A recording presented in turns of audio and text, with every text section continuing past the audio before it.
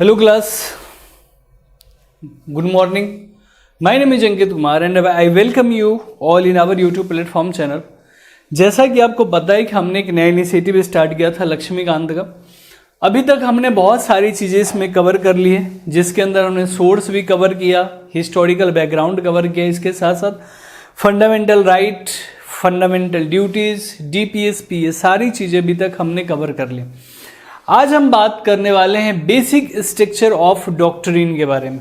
देखो, ये वो ऐसे चेंजेज हुए हमारे संविधान के अंदर जिसने हमारे संविधान के एक स्कोप को ही बदल के रख दिया था। ठीक है, आपको पता है कि जब से हमारा देश, हम रिपब्लिक बने थे 1950 में, इसके बाद हम देखते हैं कि कंटिन्यूसली चेंजेज होते रहे, कंटिन्यूसली अमेंडमेंट होते रहे। पार्लियामेंट के पास पावर है हमारे इंडिया के अंदर, अगर हम बात करें तो पार्लियामेंट के पास पावर है अंडर आर्टिकल 368 कि वो किसी भी पार्ट को क्या कर सकते हैं कि अमेंड कर सकते हैं। और स्टार्टिंग में जब हम बात करें तो किसी भी पार्ट का मतलब ये था कि वो चाहे तो फंडामेंटल राइट्स के अंदर भी चेंज कर सकते थे, DPSP के अंदर भी चेंज कर सकते थे, किसी भी पार्ट के अंदर वो चेंज कर सकते थे। ठीक है, और दूसरा पॉइंट क्या है यहाँ पे कि आपको पता है कि जो सुप्रीम कोर्ट है इसको क्या बोला जाता है, तो इसे प्रोटेक्टर ऑफ द कॉन्स्टिट्यूशन बोला जाता है। ठीक है, अगर सुप्रीम कोर्ट को ये लगता है कि कहीं पे लॉ एंड ऑर्डर को वायलेट किया जा रहा है, कहीं पे पार्लियामेंट अपनी सिर्फ और सिर्फ यहाँ पे मोनोपोली दिखा रहा है, तो वो क्या करेगा कि वो जो एक्ट बना, जो अमेंडमेंट हुआ, उसके ऊपर चेक एंड बैलेंस का काम करेगा। ठीक है, तो कई बार ऐसा सुप्रीम कोर्ट को लगा कि पार्लियामेंट जो है अपनी पावर्स का गलत यूज कर रही है, तो पार्लियामेंट को भी रिस्ट्रिक्ट किया जाना चाहिए। ठीक है, फाइनली सुप्रीम कोर्ट ने क्या किया कि जुडिशियल एक्टिविटीज्म को यहाँ पे, ये जुडिशियल क्रिएटिविटी कह सकते हैं, इसके कॉन्सेप्ट को यहाँ पे प्रमोट करते हुए इन्होंने बेसिक स्ट्रक्चर को इजाद किया। ठीक है, अब बेसिक स्ट्रक्चर की जब हम बात करते हैं तो ये आपको कहीं भी संविधान के अंदर लिखा हुआ नहीं दिखेगा। हमारे कॉन्स्टिट्यूशन के अंदर बेसिक स्ट्रक्चर के बारे में कोई बात नहीं की गई है। बेसिक स्ट्रक्चर के बारे में बात कहाँ की गई है, तो ये की गई है जुडिशियल, जो हमने जितने इंटरप्रिटेशन देखे हैं अलग अलग लॉज के, एक जुडिशियल एक्टिविटीज्म का पार्ट है, जहाँ पे ये क्या करना चाह रहे हैं कि लेजिस्लेशन को कंट्रोल करने की एक कोशिश भी की, कह सकते हैं आपकी लेजिस्लेशन को कंट्रोल करने की कोशिश की गई। ठीक है, अब एक बार हम देख लेते हैं क्या है actually doctrine, basic structure of doctrine, हम कैसे इसको डिफाइन करते हैं। तो क्या है ये, तो क्या कहता है कि the doctrine of the basic structure of the constitution refers to the principle established by the Indian judiciary that certain core principles and features of the constitution are inviolable and cannot be amended or altered by the parliament। देखो, judiciary का क्या काम है, check and balance करना। Judiciary का ये भी काम है कि अगर कॉन्स्टिट्यूशन के साथ ज्यादा छेड़छाड़ हो रही है तो उसको प्रोटेक्ट करने का काम करे। एज ए पार्लियामेंटेरियन, जब आप पार्लियामेंट के अंदर बैठते हो तो आपके पास ह्यूज पावर होती है अंडर आर्टिकल 368 कि आप क्या कर सकते हो कि संविधान के किसी भी पार्ट को आप अमेंड कर सकते हो। ठीक है, अब यहाँ पे एक समझो, रिसेंटली हमने क्या देखा था कि कई बार ऐसा बोला गया कि जो सेक्युलर वर्ड है, इस सेक्युलर वर्ड को क्या किया जाएगा कि हमारे संविधान से बाहर निकाल दिया जाएगा, प्रीएम्बल से बाहर निकाल दिया जाएगा। जो सोशलिस्ट वर्ड है इसको भी हमने क्या सुना कि इसको भी बाहर निकाल दिया जाएगा। ठीक है, तो यहाँ पे क्या है कि सुप्रीम कोर्ट ने एक डायरेक्टरी, यहाँ पे एक निर्देश जारी किया, उस डायरेक्शन में इन्होंने क्लियर किया कि कुछ ऐसे एलिमेंट है जो कि बिल्कुल ही बेसिक है, जो कि कोर कॉन्सेप्ट है हमारे इंडिया के यूनिटी एंड इंटीग्रिटी के लिए, उसको आप संविधान में, उसके साथ आप छेड़छाड़ नहीं कर सकते, उसके अंदर आप चेंजेस नहीं ला सकते। अंडरस्टैंड, और यही वजह है कि जो बेसिक स्ट्रक्चर ऑफ डॉक्ट्रिन के अंदर जितने भी कॉन्सेप्ट दिए गए हैं, जितने भी टर्म दिए गए, उसके साथ आप छेड़छाड़ नहीं कर सकते। जब हम केशवानंद भारती केसेस देखेंगे तो उसमें क्लियर कट सुप्रीम कोर्ट ने ये बोला था कि पार्लियामेंट के पास एक ह्यूज पावर है, एक एब्सोल्यूट पावर है कि आर्टिकल 368 को यूज करके they can amend any part of the Indian constitution expect जो ये अमेंडमेंट कर रहे हैं वो बेसिक स्ट्रक्चर को वायलेट ना करे। ठीक है, आगे देखते हैं। As per the doctrine, any amendment that seeks to alter or abolish this basic feature is deemed unconstitutional and void.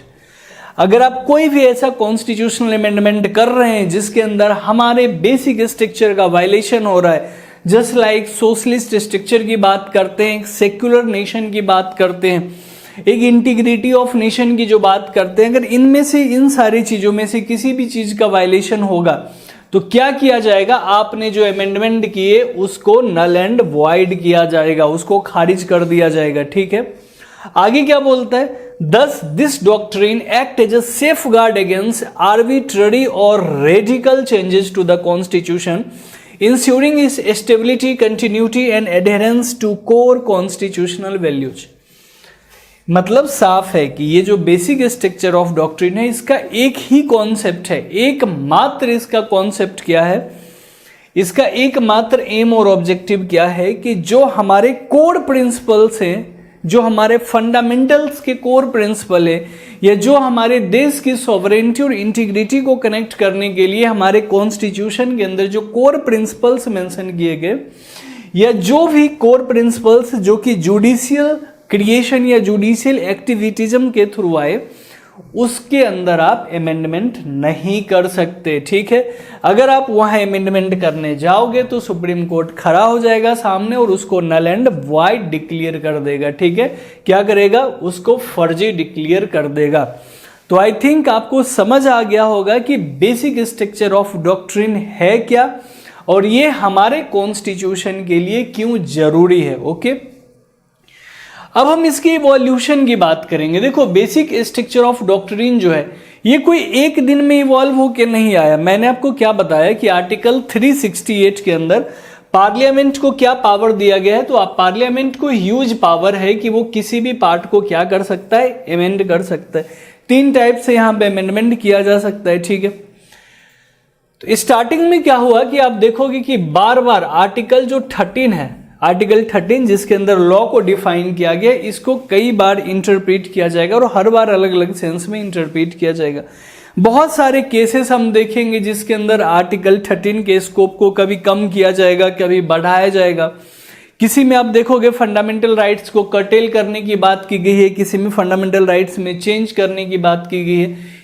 कोई ये बोलेगा कि नहीं, फंडामेंटल राइट्स जो है वो बेसिक राइट्स है और इसको आप क्या रिमूव नहीं कर सकते, इसको अल्टर नहीं कर सकते। ठीक है, तो अगर हम डिबेट की बात करें तो डिबेट कहां से स्टार्ट होता है, तो the debate regarding the scope of the power of the parliament to amend the constitution under 368 started way back in 1951। देखो, फर्स्ट अमेंडमेंट आपको याद होगा, फर्स्ट अमेंडमेंट एक्ट के अंदर क्या किया गया था कि 9th शेड्यूल को ऐड किया गया।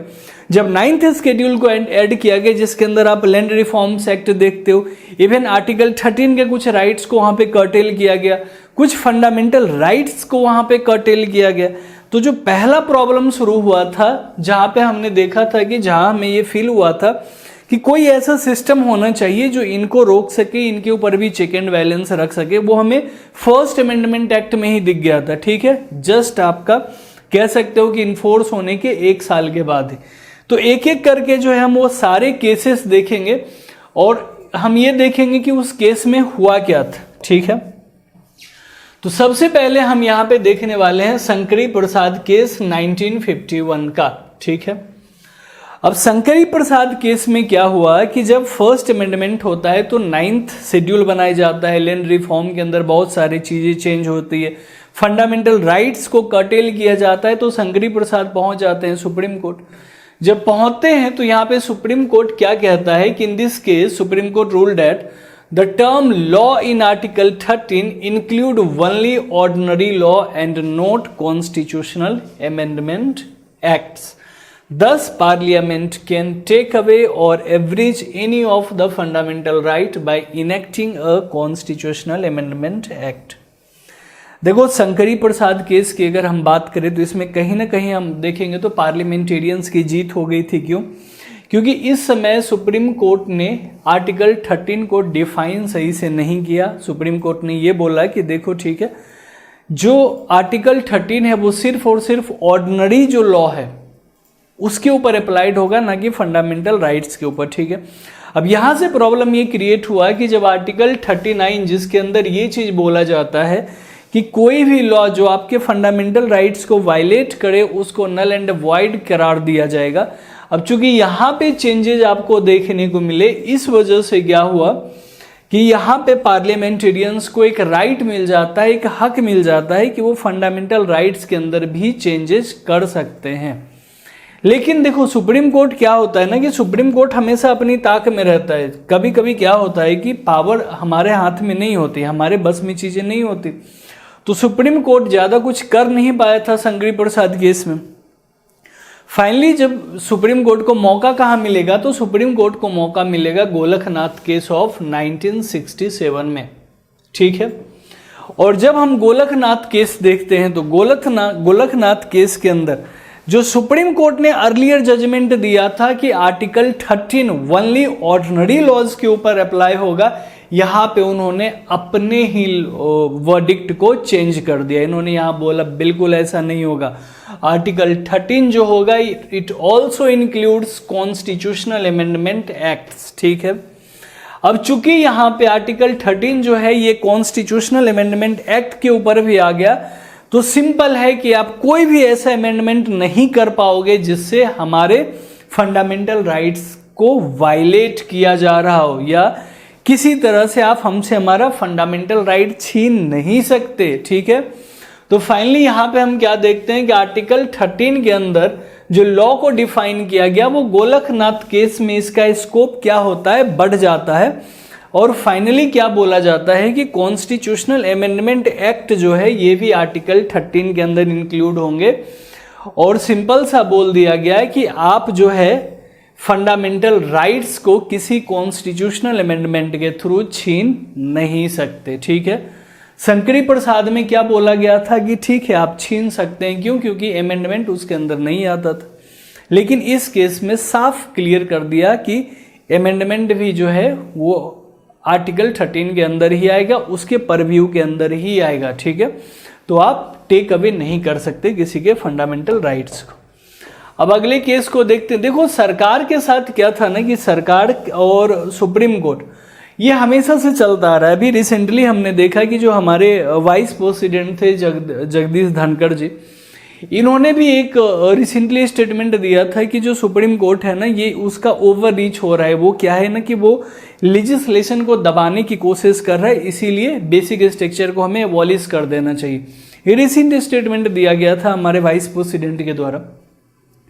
तो कहीं ना कहीं अगर आप देखोगे ना तो इस पूरे के पूरे लड़ाई में जो बेसिक स्ट्रक्चर का कॉन्सेप्ट चला, इस बेसिक स्ट्रक्चर वाले में आपको हमेशा देखने को मिलेगा कि सुप्रीम कोर्ट और एक पार्लियामेंटेरियन अथॉरिटी जो है उसके बीच में एक झड़प आपको देखने को मिलेगी, और जैसे जैसे मौका मिलता जाएगा सुप्रीम कोर्ट को वो बेसिक स्ट्रक्चर को इवॉल्व करता हुआ चला जाएगा, ठीक है। तो अगला केस क्या हुआ था, तो गोलकनाथ वाला जब केस हुआ तो गोलकनाथ वाले केस में ये समझ आया था पार्लियामेंटेरियंस को कि एज ए लेजिस्लेचर हमारा काम है लॉ बनाना। देखो मैं आपको हमने चुन के भेजा है, तो इसका मतलब ये थोड़ी कि आप कुछ भी लॉ बना दोगे। लेकिन वो फेज अलग चल रहा था, तो उस समय लेजिस्लेचर्स को ये लगा कि हमारे साथ जो है ये गलत हो रहा है। इसीलिए उन्होंने क्या किया कि उन्होंने 24th constitutional amendment act of 1971 यहाँ पे इन्होंने पास किया। अब 24th अमेंडमेंट एक्ट के अंदर इन्होंने दो चीजों को अमेंड किया। पहला आर्टिकल 13 को अमेंड किया, दूसरा आर्टिकल 368 को अमेंड किया, ठीक है। अब इसके अंदर क्या बोला गया कि आर्टिकल 13 के अंदर ये चीज बोला गया कि पार्लियामेंट किसी भी फंडामेंटल राइट्स को छीन सकती है, उसमें चेंजेस ला सकती है, वो नल एंड वॉइड नहीं होगा, वो लॉ का वायलेशन नहीं करेगा। और इसके लिए उन्होंने क्या किया, तो आर्टिकल 368 के अंदर जो कि हमारा अमेंडिंग पावर है, इसके अंदर उन्होंने चेंजेस कर दिए। अब देखो सुप्रीम कोर्ट पहले जजमेंट सुप्रीम कोर्ट के अगेंस्ट गया था, दूसरे जजमेंट में हमने क्या देखा कि सुप्रीम कोर्ट ने बोल दिया कि आर्टिकल 13 के अंदर ही आएगा, कॉन्स्टिट्यूशनल अमेंडमेंट भी उसके परव्यू के अंदर आएगा, आप मनमर्जी नहीं करोगे। अब जो ही एक चीज हुआ गोलकनाथ केस में, उसके बाद फिर तमतमाए हमारे पार्लियामेंटेरियन और यहाँ पे इन्होंने क्या किया कि 24th अमेंडमेंट एक्ट पास कर दिया और इसके अंदर इन्होंने क्या किया कि आर्टिकल 13 को फिर से डिफाइन किया, बोला कि इसके अंदर जो है हम फंडामेंटल, फिर से वही चीज हो गई जो फर्स्ट केस में हुआ था, वही यहाँ भी दिखा कि इन्होंने बोला कि नहीं हम फंडामेंटल राइट्स को चेंज कर सकते हैं, ठीक है।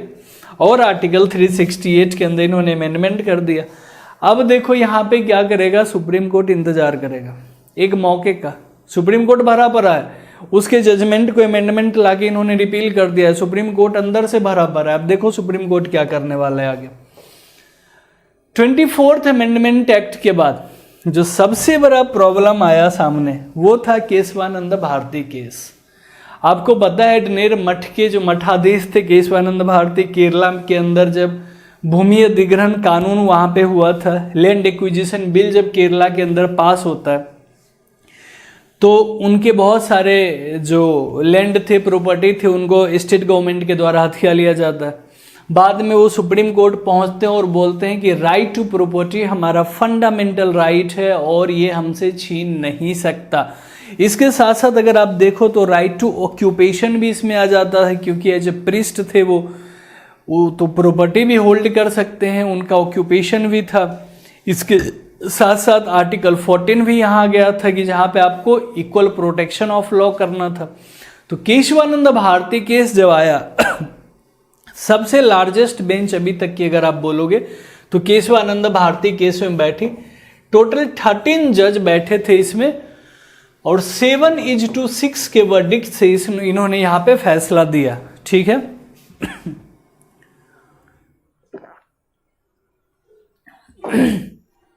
और ये फैसला जो था, ये फैसला सुप्रीम कोर्ट, मैंने तभी तो बोला सुप्रीम कोर्ट तपा हुआ पहले से बैठा था। 24th अमेंडमेंट के बाद यहां आया ये सामने, इसने सीधा सीधा बोला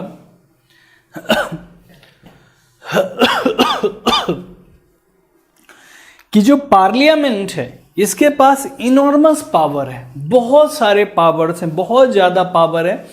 आर्टिकल 368 का यूज करके ये क्या कर सकता है कि संविधान के किसी भी पार्ट के अंदर ये क्या कर सकता है कि अमेंडमेंट कर सकता है।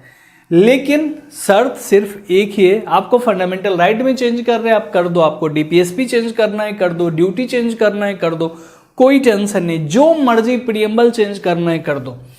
पार्लियामेंट के पास क्या है, ह्यूज राइट है, एक एब्सोल्यूट राइट है, आप जितनी मर्जी चाहे चेंज करो। लेकिन कंडीशन यहां पे क्या लगा दिया कि जो बेसिक स्ट्रक्चर है जो कॉन्स्टिट्यूशन, इसके साथ आप छेड़छाड़ नहीं करोगे। पहली बार यहां पे बेसिक स्ट्रक्चर वर्ड का यहां पे आपको पहली बार देखने को मिलेगा कि बेसिक स्ट्रक्चर एक वर्ड है जिसको यूज किया गया, जिसके अंदर ये बोला गया कि ये कुछ ऐसे बेसिक चीजें हैं जो कि ये दिखाता है कि as a society, as a nation, as a constitution हमें इन चीजों को प्रोटेक्ट करना है, हमें इसको प्रिजर्व करके रखना है। और फिर इन्होंने क्या किया कि एक लिस्ट ऑफ डूज बनाए कि कौन कौन सी चीजें जो कि बेसिक स्ट्रक्चर के अंदर आएंगी, ठीक है। जिसके अंदर अगर आप देखोगे तो सेक्युलर वर्ड, सोशलिस्ट वर्ड, ये सारे वर्ड जो है आपको यहाँ पे फेडरल सिस्टम की बात करें, इंटीग्रिटी की बात करें, तो ये सब वर्ड जो है आपको यहाँ पे दिखेंगे। हम बाद में इसके ऊपर भी जाएंगे, ठीक है। तो देखा यहाँ पर ने क्या किया, केशवानंद भारती केस के अंदर सुप्रीम कोर्ट को मौका मिल जाता है और फाइनली 24th अमेंडमेंट एक्ट के अंदर जितने भी चेंजेस हुए थे उन सब को बोला ठीक है आपको जो मर्जी है करो, आपके पास पूरा हक है, पूरा पावर मैंने आपको दिया, लेकिन आप बेसिक स्ट्रक्चर को वायलेट नहीं करोगे। सिंपल सा है कि देखो पावर तो दिया, लेकिन पावर के साथ साथ एक हथकड़ी भी डाल दी, एक लिमिटेशन भी डाल दिया, एक कैप भी लगा दिया आपके ऊपर कि इससे ज्यादा पेमेंट नहीं कर सकते, ठीक है। तो देखो यहां तक तो सब ठीक रहा। इसके बाद आप देखते हो कि इंदिरा गांधी जी का टर्म है, इसके बाद नेशनल इमरजेंसी लगा दी जाती है। करीब करीब 2 साल लंबा इमरजेंसी चलता है और इस इमरजेंसी के टाइम पे इंदिरा गांधी ने बहुत सारी ऐसी गलतियां की जो उन्हें नहीं करनी चाहिए। फॉर एग्जाम्पल, उन्होंने president, vice president, supreme court, high court सबके पावर को क्या करा कि उन्होंने कंट्रोल करने की कोशिश की। इवन जब हम देखते हैं कि इमरजेंसी ओवर हो जाएगा तो उसके बाद हमें क्या दिखेगा कि 42nd अमेंडमेंट लेके आते हैं इंदिरा गांधी, ठीक है। और जब 42nd अमेंडमेंट एक्ट आएगा तो यहाँ पे बहुत सारे चेंजेस आपको देखने को मिलेगी। यहाँ पे बहुत सारी चीजों को कंट्रोल करने की बात की जाएगी, फंडामेंटल राइट्स के ऊपर डीपीएसपी की सोवरेंटी दी जाएगी, ठीक है। बहुत सारी चेंजेस होगी, 59 टोटल आइटम्स हैं जो इधर से उधर किए जाते हैं, ठीक है। तो यहाँ पे क्या हुआ कि as a reaction of the new doctrine of basic structure the parliament enacted the 42nd constitutional act of 1976। अब देखो यहाँ पे क्या था ना कि जब केशवानंद भारती केसेस हुआ तो केशवानंद भारती केस के बाद क्या बोला गया कि जो जुडिशियल रिव्यू का जो कॉन्सेप्ट है, जिसको आप इनडायरेक्टली कहाँ देखते हो तो लॉ के अंदर देखोगे, और ये कहाँ पे मेंशन्ड है तो ये आर्टिकल 13 के अंदर मेंशन्ड है।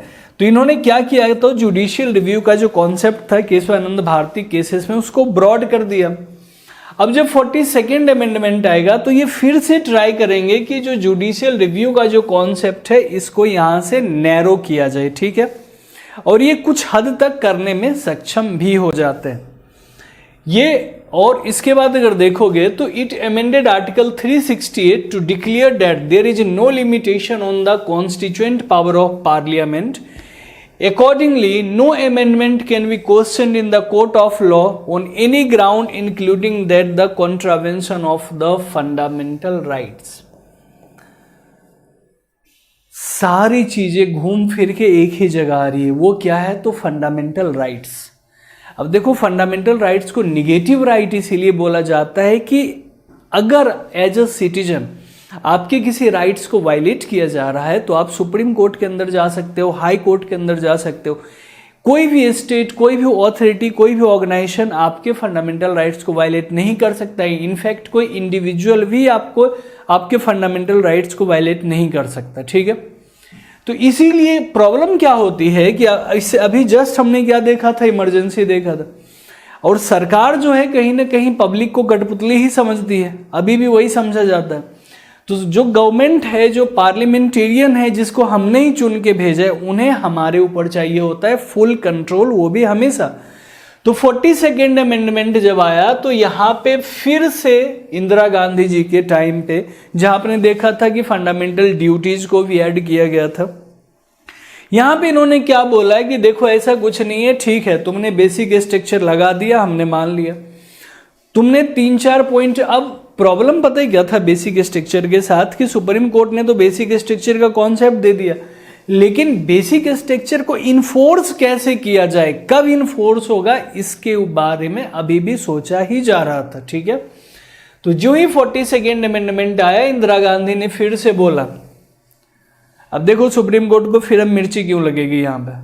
इन्होंने बोला ठीक है सुप्रीम कोर्ट ने जो बेसिक स्ट्रक्चर बनाया वो सब ठीक है, चूंकि अभी वो प्रोग्रेस में नहीं है, अभी चूंकि बेसिक स्ट्रक्चर जो है वो वर्किंग में नहीं है, तो हम क्या करेंगे, उसको फिर से उन्होंने अल्टर कर दिया। मतलब बेसिक स्ट्रक्चर इसीलिए बनाया गया था कि जो फंडामेंटल राइट्स है इसको कोई कर्टेल ना कर पाए। जो हमारी कुछ ऐसे पॉइंट्स हैं जो कि हमारी कंट्री के, हमारे नेशन की यूनिटी एंड इंटीग्रिटी के लिए जरूरी है, उसको कॉन्स्टिट्यूशन से बाहर नहीं निकाला जाए। लेकिन यहाँ पे 42nd अमेंडमेंट के द्वारा क्या किया गया कि अगेन जो आपने इससे पहले देखा था शंकरी प्रसाद केस में जो चीज हुआ, उसके बाद जो आपने देखा 24th अमेंडमेंट एक्ट में जो चीज हुआ, वही तीसरी बार फिर से यहाँ पे 42nd अमेंडमेंट एक्ट के थ्रू क्या करेगी सरकार, खुद को सुप्रीम दिखाएगी और फिर से सुप्रीम कोर्ट को यहाँ पे जलील करेगी। अब देखो बेसिक स्ट्रक्चर फॉर्मुलेट हो चुका है, अब बारी है सिर्फ उसको इंप्लीमेंट करने की, और सुप्रीम कोर्ट फिर से तपा बैठा है कि मेरे साथ फिर से मिसबिहेव किया गया है। अब वो एक केस का इंतजार कर रहा है कि कुछ एक ऐसा केस आए जिससे वो उसको क्या इंप्लीमेंट भी कर सके, ठीक है। फिर आता है वो दिन मिनर्वा मिल केस ऑफ 1980, ठीक है। अब मिनर्वा मिल केस में जो ही ये चीज आती है, भरा पड़ा था सुप्रीम कोर्ट, जो ही उसके पास केस आता है सुप्रीम कोर्ट सामने क्लियर खड़ा होता है, बोलता है अब आप सुनो, आज तक जितने भी अमेंडमेंट हुए केशवानंद भारती केस या कह लीजिए 42nd अमेंडमेंट एक्ट से पहले। तो सवाल यह था कि जो बेसिक स्ट्रक्चर है वो कहां कब अप्लाई होगा, कहां अप्लाई होगा, ठीक है। तो पहले क्या था कि केशवानंद भारती के केस के बाद जो इंसिडेंट हुए वहां पे बेसिक स्ट्रक्चर को अप्लाई किया जाएगा, लेकिन मिनर्वा मिल केस के आते ही सुप्रीम कोर्ट को एक और अच्छी चीज मिल गई और उन्होंने क्या किया कि 42nd कॉन्स्टिट्यूशनल अमेंडमेंट एक्ट जो था इसको क्या किया गया, जिसके अंदर जुडिशियल रिव्यू को एक्सक्लूड किया गया था। याद कीजिए, जुडिशियल रिव्यू को क्या किया गया, एक्सक्लूड कर दिया गया। सरकार इतनी भी मूर्ख नहीं है। पार्लियामेंटेरियन ने क्या किया कि जब यहां पे केशवानंद भारती केस में जुडिशियल रिव्यू के कॉन्सेप्ट को एक ब्रॉड वे में देखा गया, तो 42nd अमेंडमेंट एक्ट में उन्होंने क्या किया कि कॉन्स्टिट्यूशनल अमेंडमेंट एक्ट को जुडिशियल रिव्यू से बाहर निकाल दिया। अब यहां पे क्या किया, मिनर्वा मिल केस में सुप्रीम कोर्ट ने जुडिशियल रिव्यू को ही बेसिक स्ट्रक्चर का पार्ट बना दिया, उसका एक फीचर बना दिया। अब आप समझो, सिंपल सी बात है कि हम जिस चीज को बाइकआउट कर रहे थे उस चीज को हमारे लाइफ का हिस्सा बना दिया, उसको एक कैप, एक जेल की तरह बना के रख दिया। यहां पे ये बोल रहे थे जुडिशियल रिव्यू हटा देंगे, हटा देंगे, हटा देंगे, बोला ठीक है रुक बताता हूं। बेसिक स्ट्रक्चर के अंदर सुप्रीम कोर्ट ने जुडिशियल रिव्यू डाल दिया। अब ज्यों ही जुडिशियल रिव्यू बेसिक स्ट्रक्चर के अंदर आया, आप समझो कि अब संविधान का, कॉन्स्टिट्यूशन का हर एक पार्ट, कॉन्स्टिट्यूशन का हर एक पार्ट जो कि आर्टिकल 13 के अंदर जुडिशियल रिव्यू के अंदर आता है, वो सब के सब क्या हो गए, सुप्रीम कोर्ट के हैंड में आ गए, सुप्रीम कोर्ट के अंदर आ गए। सुप्रीम कोर्ट अब किसी भी सेक्शन का जुडिशियल रिव्यू कर सकता है। आप कोई भी अमेंडमेंट कीजिए, कोई भी एक्ट बनाइए। आर्टिकल 13 को इसीलिए मैं बोलता हूं बहुत ही ब्रॉड एस्पेक्ट है इसका।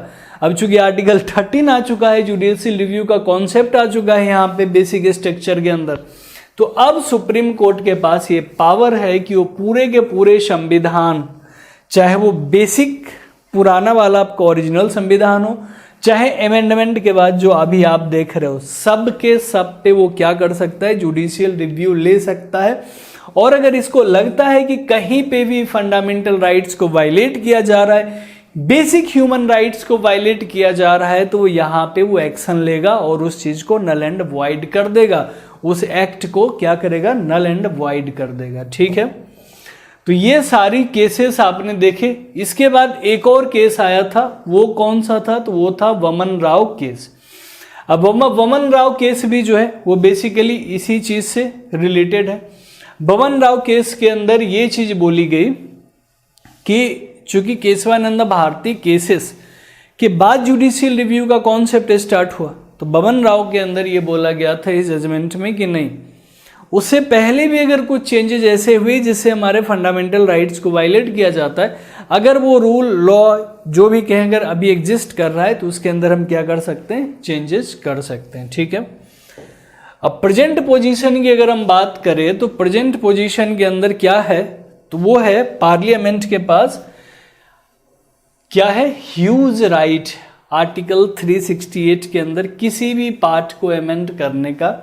लेकिन ध्यान रहे, आपके ऊपर एक वॉच डॉग हम रख रहे हैं, एक हमारा बैठा हुआ इंसान जिसने basic structure of the constitution बनाया है, इसको वायलेट नहीं कर सकते आप। और यही चीज हमने देखा रिसेंटली क्या हुआ है कि जब एनडीए लेड गवर्नमेंट आई, तो उन्होंने सोशलिस्ट और सेकुलर वर्ड को कई बार हटाने की कोशिश की।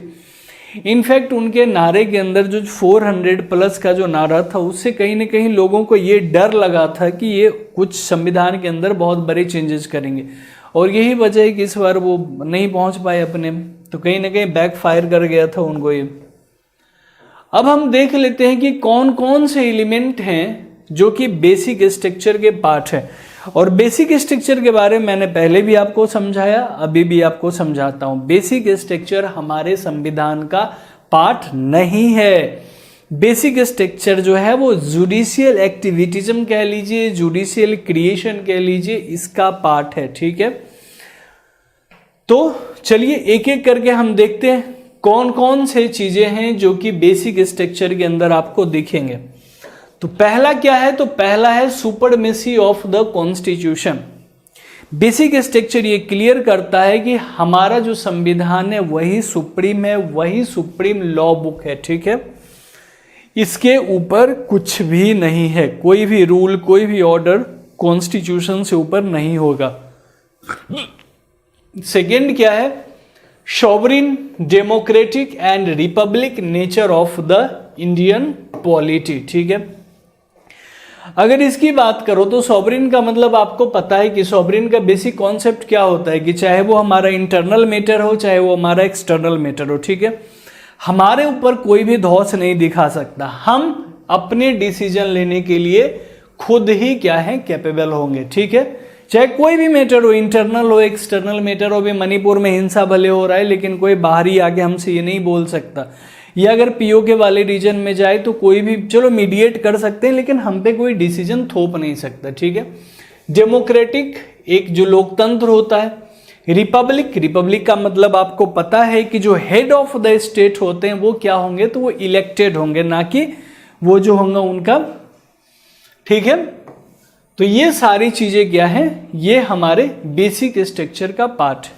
इसके साथ साथ अगर हम बात करें तो थर्ड बेसिक स्ट्रक्चर क्या है, तो secular character of the Indian constitution. अब देखो इसको लेके काफी वाद विवाद हुआ कि 42nd अमेंडमेंट एक्ट के थ्रू हमने सेक्युलर वर्ड को ऐड किया था, तो क्या हम इस सेक्युलर वर्ड को यहां से हटा नहीं सकते। लेकिन चूंकि हमारा जो सुप्रीम कोर्ट है उसका ये कहना है कि इंडिया के अंदर जो है एक वास्ट डाइवर्सिटी देखने को मिलता है, एक बहुत सारे रिलीजन हैं, बहुत सारे अगर आप बोलोगे सेक्ट हैं, बहुत सारे रेसेस हैं, वो सब एक साथ यहाँ पे रहते हैं। तो कहीं ना कहीं उनको एक हक देना चाहिए कि वो अपने जिस रिलीजन को पसंद करते हैं उसको प्रोफेस करने का उनको एक राइट होना चाहिए, ठीक है। और जो सेक्युलर कैरेक्टर की बात करें तो बेसिकली जो सेक्युलर कैरेक्टर होता है इसका मतलब ये हो जाता है कि स्टेट का कोई एक रिलीजन होगा। लेकिन इंडिया के कंटेक्स्ट में अगर आप देखोगे तो इंडिया में जो सेक्युलर कैरेक्टर की बात की गई है वो एक पॉजिटिव पर्सपेक्ट में, और इसका मतलब क्या होता है कि इंडिया एज ए स्टेट हमारे देश का कोई भी रिलीजन नहीं होगा, ठीक है।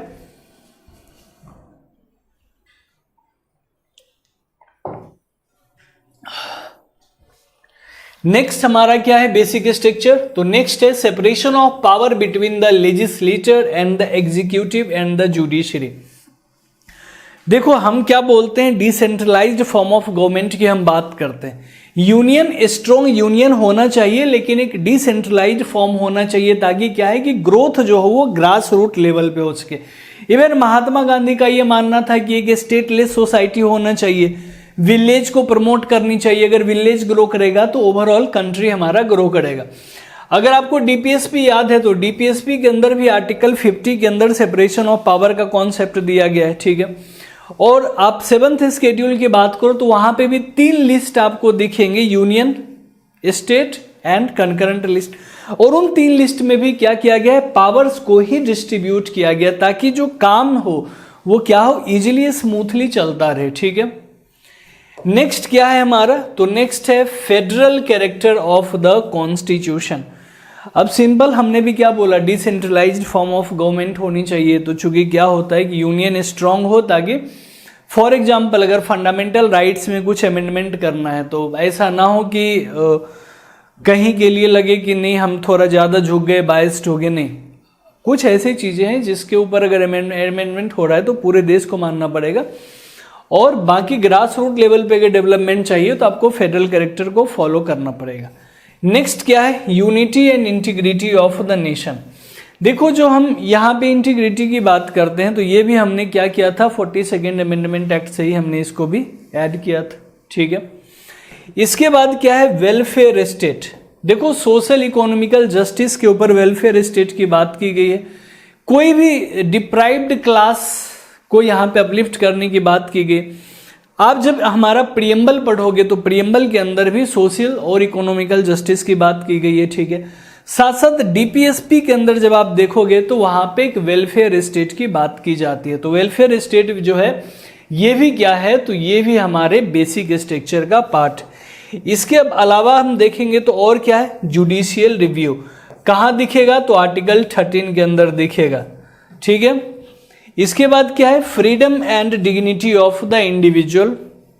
उसके बाद क्या है, पार्लियामेंट्री सिस्टम। पार्लियामेंट्री सिस्टम की अगर हम बात करें तो हमने यूनाइटेड किंगडम से पार्लियामेंट्री सिस्टम को बोरो किया अपने यहाँ, ठीक है। दो चीजें हैं, सिंगल सिटीजनशिप और पार्लियामेंट्री सिस्टम, ये दोनों चीज हमने क्या किया था, वहीं से बोरो किया था। इसके अलावा भी और सारे हैं, कौन सा है, तो rule of law, harmony and balance between fundamental rights and DPSP. देखो 38th अमेंडमेंट के अंदर बहुत सारे ब्लंडर्स हुए थे जिसमें, और उसके बाद फिर 42nd भी हुआ, और इन दोनों में हमने देखा था कहीं ना कहीं डीपीएसपी को ज्यादा वैल्यू दी गई थी इंदिरा गांधी जी के द्वारा। तो बोला गया कि आपको एक बैलेंस बना के रखना है फंडामेंटल राइट्स और डीपीएसपी के बीच में, ठीक है।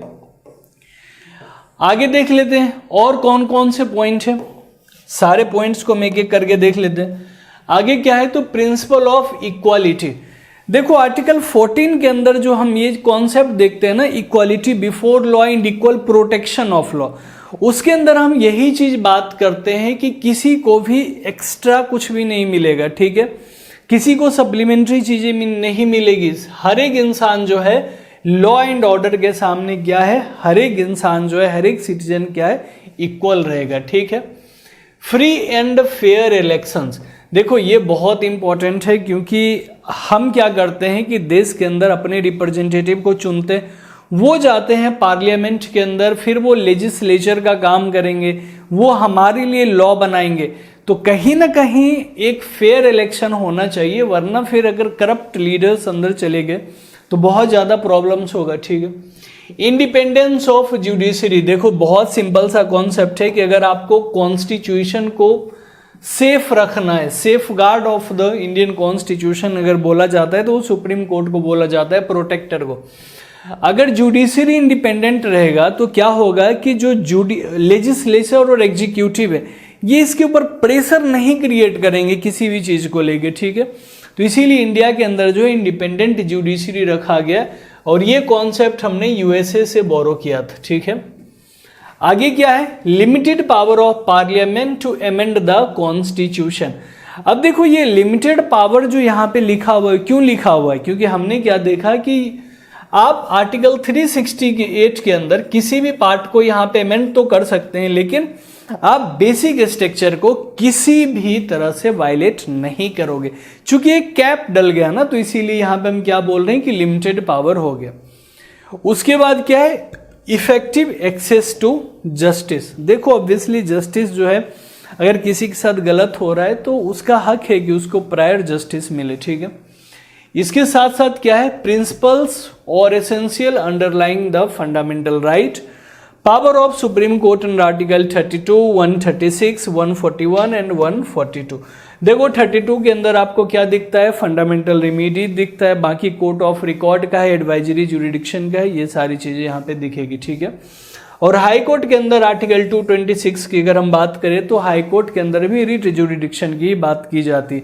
अगर आपकी किसी भी फंडामेंटल राइट्स को किसी के द्वारा वायलेट किया जा रहा है, चाहे कोई इंडिविजुअल आपके फंडामेंटल राइट्स को वायलेट करे या कोई स्टेट आपके फंडामेंटल राइट्स को वायलेट करे, तो आप क्या कर सकते हो कि आर्टिकल 32 का यूज करके सुप्रीम कोर्ट जा सकते हो, वहीं आर्टिकल 226 को यूज करके हाई कोर्ट भी जा सकते हो, ठीक है। तो ये सब हमने देख लिया कि क्या है बेसिक स्ट्रक्चर, किस किस केस में कैसे कैसे बेसिक स्ट्रक्चर का जो कॉन्सेप्ट था वो ब्रॉड होता गया। हमने ये भी देखा कि कब बेसिक स्ट्रक्चर किस केस में इन्फोर्स हो गया। अब हम देखने वाले हैं सिग्निफिकेंसेस के बारे में, ओके।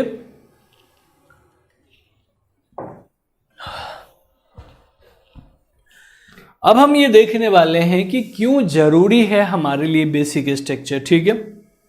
इसके बाद हम ये भी देखेंगे कि क्या क्या चैलेंजेस होने वाले हैं बेसिक स्ट्रक्चर के साथ। तो पहले हम ये देखते हैं कि क्यों जरूरी है हमारे लिए। क्यों है, तो प्रिजर्व कॉन्स्टिट्यूशनल इंटीग्रिटी। देखो सिंपल है कि अगर बेसिक स्ट्रक्चर का कॉन्सेप्ट नहीं आता, एक सरकार आई उसने बोला कि सेक्युलर वर्ड को हटा के हम हिंदू राष्ट्र बना लेंगे, दूसरा आए बोले कि नहीं हमें हिंदू नहीं, हमें मुस्लिम राष्ट्र बनाना है। तो कहीं ना कहीं आपसी दंगे फसादी होते रह जाएंगे। और हमारे यूनिटी डाइवर्सिटी के लिए सबसे ज़्यादा ज़रूरी है कि एक मीडियम वे निकालना चाहिए, एक ऐसा रास्ता निकालिए जिससे ना किसी पर्टिकुलर पर्सन के को हाथ पहुँचे, ना ही हमारे कंट्री के इंटीग्रिटी को हाथ पहुँचे। ठीक है, उसके बाद क्या है, तो maintain supremacy of the constitution. ये बताने की ज़रूरत है नहीं, बेसिक स्ट्रक्चर ये क्लियर करता है कि जो एक बार हमारे फाउंडिंग फादर ने जो चीज़ें लिखी है वो उसकी सुपरमेसी होनी चाहिए। इसके साथ साथ क्या होगा, uphold constitutional morality, prevent authoritarianism. अब ये देखो ये क्यों बोला गया है, ये इसीलिए बोला गया है कि आर्टिकल 368 के अंदर आप किसी भी पार्ट को अगर अमेंड करोगे, सपोज करो कि आपने फंडामेंटल राइट्स को अमेंड किया और फंडामेंटल राइट्स को अमेंड करते समय आपने किसी से उसका राइट टू रिलीजन छीन लिया, तो ये तो बहुत बड़ा प्रॉब्लम है ना। अभी सरकार कह रही है कि बहुत सारे लोग का कहना है, कुछ हमारे काउंसिल ऑफ मिनिस्टर का कहना है कि हमें हिंदू राष्ट्र बनाना है, ठीक है, लेकिन यही ऑथोरिटी अगर यहाँ पे इनकी मोनोपोली हो जाए तो फिर ये क्या करेंगे कि ये बोल देंगे या तो हिंदू धर्म एक्सेप्ट करो या देश से बाहर जाओ, कुछ भी हो सकता है। तो इन्हीं सब चीज़ों के लिए क्या है, बेसिक स्ट्रक्चर का होना जरूरी है। डेमोक्रेसी को प्रोटेक्ट करने के लिए, हमारे संविधान की स्टेबिलिटी को प्रोटेक्ट करने के लिए क्या चाहिए, तो बेसिक स्ट्रक्चर का होना बहुत ज़रूरी है। ठीक है, और क्या है, फंडामेंटल राइट्स को प्रोटेक्ट करता है, साथ साथ जुडिशियल रिव्यू के कॉन्सेप्ट को प्रोटेक्ट करता है। तो हमने कुछ पॉइंट्स देखे जो कि प्रोटेक्ट करेगा कि बेसिक स्ट्रक्चर के फायदे हमने देखे यहाँ पे कि क्या बेनिफिट हो रहा है बेसिक स्ट्रक्चर के। चूंकि बेनिफिट हो रहा है तो कुछ ना कुछ चैलेंजेज होगा, कुछ ना कुछ क्रिटिसिज्म भी होगा बेसिक स्ट्रक्चर का। रिसेंटली मैंने आपको बताया था कि जो जगदीप धनखड़ जी हैं, उन्होंने एक कॉन्फ्रेंस में जयपुर के अंदर उन्होंने ये बोला भी था कि इस चीज़ को जल्दी से जल्दी हटा देना चाहिए, क्योंकि ये जो है कहीं ना कहीं जो जुडिशियल ओवर रीच हो रहा है वो लेजिस्लेचर्स को कंट्रोल करने की कोशिश कर रहे हैं। ठीक है, तो क्रिटिसिज्म के अंदर हम क्या क्या देखेंगे, तो लैक ऑफ कॉन्स्टिट्यूशनल बेसिस। अब कुछ लोगों का कहना है कि देखो जो बेसिक स्ट्रक्चर ऑफ डॉक्ट्रिन जो है, चूंकि वो हमारे संविधान के अंदर मेंशन नहीं है, तो इसे अगर आपने यहाँ पे बनाया है तो आप हमें क्या कर रहे हो, हमारे ऊपर इसको थोप रहे हो, जबरदस्ती डाल रहे हो हमारे ऊपर, हमें चाहिए नहीं। ठीक है, कुछ लोगों का मानना है लैक ऑफ क्लैरिटी।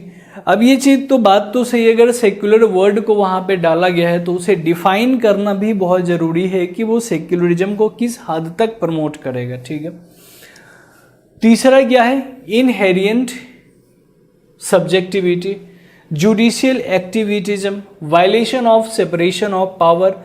अब देखो ये जो violation of separation of power है, सबसे ज़्यादा डिबेट इसी पॉइंट पे होता है। क्यों होता है इस पॉइंट पे डिबेट, क्योंकि आर्टिकल 50 के अंदर अगर आप देखोगे तो लेजिस्लेचर और एग्जीक्यूटिव को हम क्या करते हैं, जुडिशरी से अलग करते हैं।